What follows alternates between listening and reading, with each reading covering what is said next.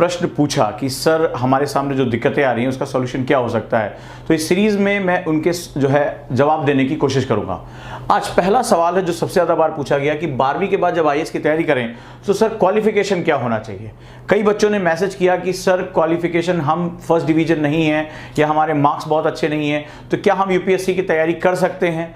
दूसरा किसी ने पूछा कि सर ज़्यादातर लोग कह रहे हैं कि बीए ले लो ताकि जो है उसमें बीए से सिलेक्शन सबसे ज़्यादा होता है, आप अगर साइंस साइड लेते हो तो आपका सिलेक्शन नहीं होगा।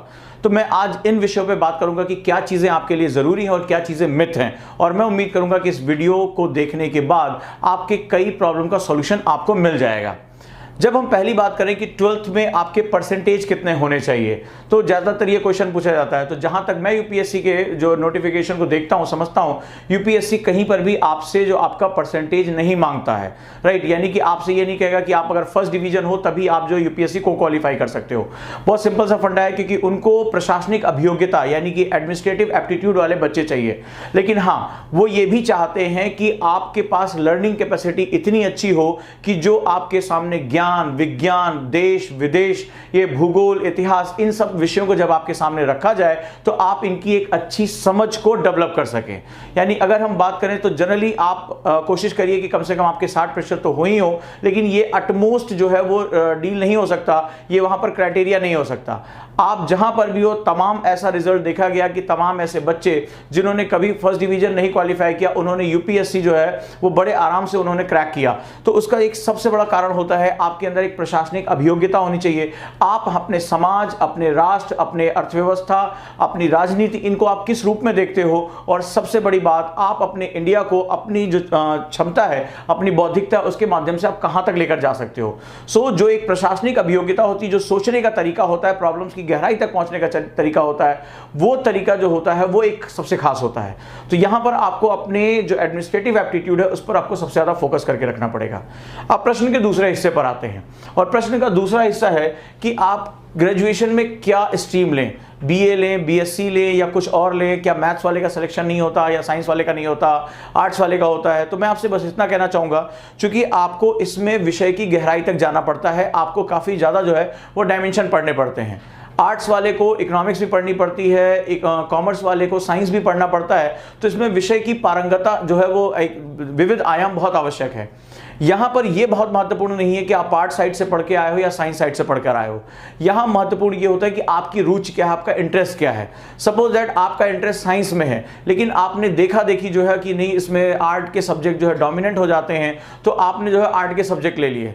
या आर्ट का बच्चा जो, उसको ये किसी ने बताया कि नहीं मैथ्स वाला बड़ा ब्रिलियंट होता है, तो आपने जो है उसमें अपनी जो डोमिनेंस होने की बजाय आप अलग डायमेंशन में चले गए, चलो हम कॉमर्स ले लेते हैं या कुछ और भी डील कर लेते हैं।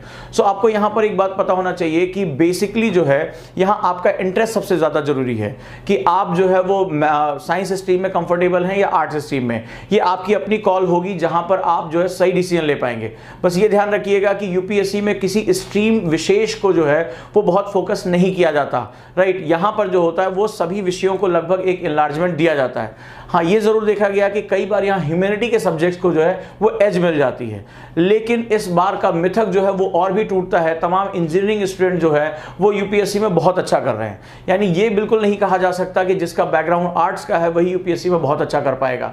यहाँ सारा खेल आपके इंटरेस्ट का है, आपकी अभिरुचि का है।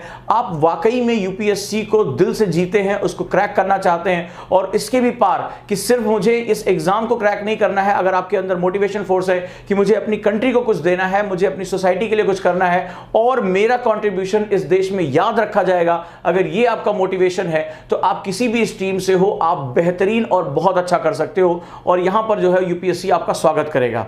तो ऐसी कंडीशन में जो दो बहुत महत्वपूर्ण चीजें हैं, आप बिल्कुल इस दिमाग से डर निकाल दीजिए कि अगर आप जो है गोल्ड मेडलिस्ट नहीं है, आप जो है वो आपने जो है बोर्ड एग्जाम टॉप नहीं किए हैं, तो आप यूपीएससी नहीं कर सकते हैं। ये सवाल है कि आपकी कॉल क्या है और आप कब से अपनी लाइफ को चेंज करना चाहते हैं, राइट। बहुत महत्वपूर्ण बात चेतन भगत ने अपने उपन्यास में लिखी है कि अगर आप अपनी जिंदगी में कहीं भी पहुंचना चाहते हैं तो आप 2 साल तक अपने आप को एक लक्ष्य के लिए लगा दीजिए, अपने आप को कमरे में बंद करिए और चाबी फेंक दीजिए। ऐसा उन्होंने अपनी किताब 5 पॉइंट समवन में लिखा।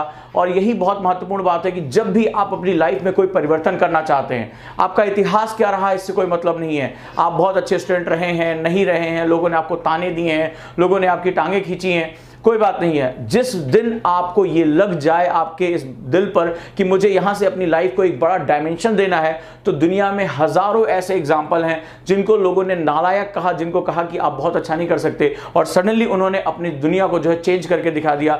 न सिर्फ उन्होंने अपनी लाइफ में बहुत चेंज किया, वो पूरी दुनिया के लिए मिसाल बन गए, और जाने कितने हजारों लाखों लोग उनकी किताबें, उनकी जीवनियां पढ़ पढ़कर अपने आप को प्रेरित करते रहते हैं।